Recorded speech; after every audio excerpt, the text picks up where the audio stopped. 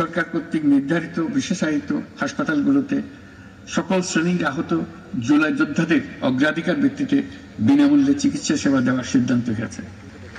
সরকারের পক্ষ থেকে জুলাই শহীদ ও আহতদের জন্য আরো নানা উদ্যোগ নেওয়া হচ্ছে।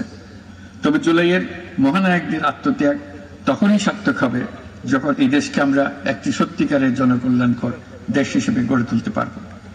আজ আমরা কেবল অতীত স্মরণ করতে আসিনি, আমরা একটি শপথ গ্রহণ করতে এসেছি।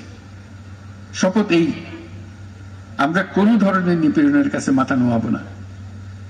আমরা প্রতিষ্ঠা করব একটা জবাবদিহিমূলক, মানবিক, গণতান্ত্রিক এবং বৈষম্যহীন রাষ্ট্র, এমন রাষ্ট্র যা সবসময় জনকল্যাণে কাজ করবে।